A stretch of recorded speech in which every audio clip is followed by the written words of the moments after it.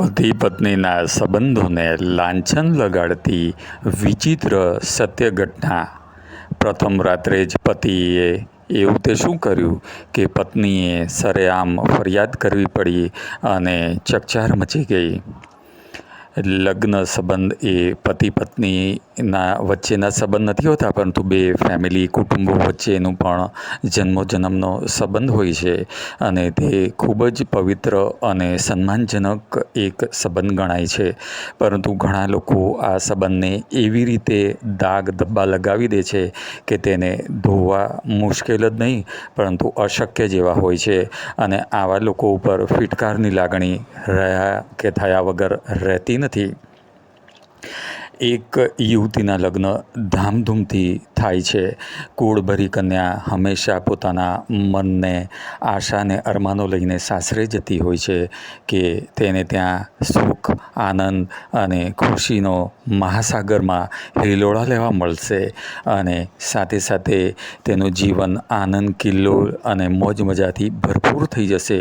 એવા કેટલાય કોડ લઈને જ્યારે સાસરે જાય છે, પરંતુ આ શું, આ કન્યાને તો એવી રીતે દુઃખનો પહાડ તૂટી પડ્યો અને વર તો તેનો વિચિત્રતાનો મહાસાગર નીકળ્યો. થયું એવું કે તેણે પત્નીના જણાવ્યા મુજબ કે પતિએ લગ્નના પ્રથમ દિવસથી જ કે જ્યારે પતિ પત્નીની વચ્ચે ઓશીકું રાખી દેતો હતો અને અંતર જાળવતો હતો. પત્ની જ્યારે ક્ષોભ પરિસ્થિતિમાં મુકાઈ ત્યારે તેણે પૂછ્યું કે આમ કેમ? ત્યારે પતિએ જણાવ્યું કે તબિયત સારી નથી, એમ કરીને અલગ રહેવું પડશે, એટલા માટે હું આ વચ્ચે ઓશીકું રાખું છું. આમ જ્યારે તેઓ પ્રથમ રાત્રિએ સૂતા ત્યારે બંને વચ્ચે ઓશીકું રાખી દેતો. એ પછી થોડાક દિવસો વધુ વીત્યા, પણ હજી પણ કોઈ રીતે સંસાર શરૂ પતિ કરી નહોતો રહ્યો. એ પછી જ્યારે પત્નીએ વધારે તજવીજ હાથ ધરી ત્યારે તે વચ્ચે વચ્ચે હવે પોતાની માને એટલે કે સાસુને, પત્નીની સાસુને એટલે કે પોતાની માને પોતાની બંનેની વચ્ચે સુવડાવવા લાગ્યો. હદ તો ત્યારે થઈ ગઈ. આવું જોઈને તો તે કોળભરી કન્યા યુવતીના તો જાણે જીવતરમાં આગ લાગી ગઈ. કારણ કે જે લગ્ન જીવનના મુખ્ય પાયારૂપ સંબંધો જે હોય છે એ દરેક જાણતા જ હોય છે કે આપણે લફરા કરવા એને જ્યારે ખોટું અને પાપ કહેવાય છે, પરંતુ લગ્ન પછી જે અમુક વાતો હોય તે ખરેખર જરૂરી હોય છે. તેમ આ પણ યુવતીને તો જાણે તેના સપના રોળાઈ ગયા એવી હાલત થઈ.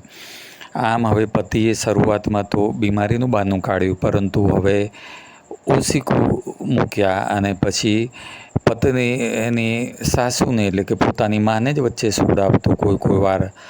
આમ કરતાં કરતાં ઘણા મહિનાઓ વીત્યા અને હવે તેઓ વચ્ચે મનમુટાવ અને ઝઘડા થવા લાગ્યા. પત્ની જ્યારે એક દિવસ તેને પગ નીચેથી ધરતી સળગી ગઈ, કારણ કે અચાનક તેના હાથમાં પતિની એક ફાઇલ આવી ગઈ. પતિ તે લગ્નના બીજા જ દિવસથી દવાઓ ગળતો હતો ત્યારે તે એને પૂછતી ત્યારે કહેતો કે આ તો સામાન્ય કોઈ દવાઓ છે, કોઈ તકલીફ નથી.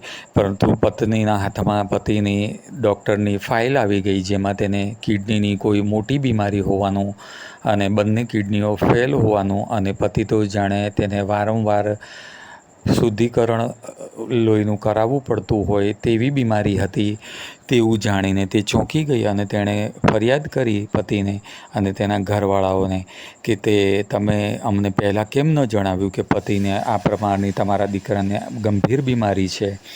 પરંતુ ઉલટાનું તે બધા જ તેને મળીને ઝઘડો કરવા લાગ્યા અને તેને સાથે કાઢી મૂકવાની ધમકી આપવા લાગ્યા.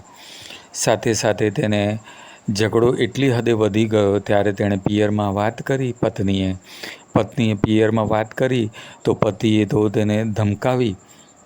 બીજી બાજુ પત્નીને એ પણ ખબર પડી કે પતિને ઓલરેડી પહેલેથી જ બીજા કોઈ યુવતી સાથે સંબંધ હતો અને કદાચ તેને બાળકો પણ હતા. આમ તેને પહેલેથી જ કોઈ હયાત જીવનસાથી હોવા છતાં તેણે આ બીજી યુવતીને છેતરીને તેની સાથે લગ્ન તો કર્યા જ કર્યા, પરંતુ પોતાની શારીરિક બીમારીઓને પણ છુપાવી અને તેને વિશે જણાવ્યું પણ નહીં અને તેની સાથે સતત દૂર ને દૂર રહેવા લાગ્યો. એ પછી પણ આટલેથી ન અટકતા જ્યારે વાત ખૂબ જ વધી પડી ત્યારે હવે આ પતિ તો એકદમ અધમતા ઉપર ઉતરી આવ્યો અને હવે પત્ની પાસે પોતાની પત્નીની કિડનીની ડિમાન્ડ કરવા લાગ્યો કે જો તારે આ ઘરમાં રહેવું હોય તો તારે તારી કિડની મને આપવી પડશે, જેથી હું કિડનીને બદલાવી નાખું અથવા તો કિડનીને ટ્રાન્સપ્લાન્ટ કરવા માટે મસ્ત મોટી 30 લાખ રૂપિયા જેવી રકમની માંગણી કરી. આમ પતિએ તો તમામ નીચતાની હદ વટાવી દીધી. પત્નીના આવી રીતે અધમ પ્રકારની માંગણીઓ કરી અને અનેક રીતે હેરાન પરેશાન કરી મૂકી. અને જ્યારે પત્નીએ પોતાના સાસરિયાઓને આ બાબતની વિશે અવગત કરાવ્યું તો તેઓ પણ પતિનો જ સાથ આપ્યો અને તેની મારપીટ કરવા લાગ્યા અને તેની સાથે અનેક રીતે પ્રતાડના કરવા લાગ્યા. આમ હવે તે ખૂબ જ ત્રાસી ગઈ હતી, કારણ કે તેને જે સંસાર માંડીને સુખ આનંદ અને મોજ કરવાના સપના જોતા હોય યુવક યુવતીઓ, તે જ એના માટે અભિશાપરૂપ બની ગયા લગ્ન. એટલે આખરે કંટાળીને આ બધી વિગત તેણે પોતાના પિયરિયાઓને જણાવી અને આખરે તેમણે પોલીસ કેસ દાખલ કર્યો અને પછી પોલીસે પણ મામલાની ગંભીરતાની નોંધ લેતા આગળની કાર્યવાહી હાથ ધરી હતી કેસ નોંધીને. તો મિત્રો, ક્યારે પણ લગ્ન કરો તો હંમેશા જાંચ પડતાલ અને બરાબર તેની ચોકસાઈ કરવી સામેવાળા પાત્રની. તે સામે યુવક હોય કે યુવતી હોય, ફેમિલી કેવું છે, કુટુંબ કેવું છે, આગળ પાછળની બરાબર ખાતરી થાય, ચકાસણી થાય, એ પછી જ આગળ પગલું ભરવું જોઈએ. નહીં તો આ યુવતીની જેવી હાલત થઈ એવી જ રીતે ઘણીવાર યુવકો પણ ફસાતા હોય છે.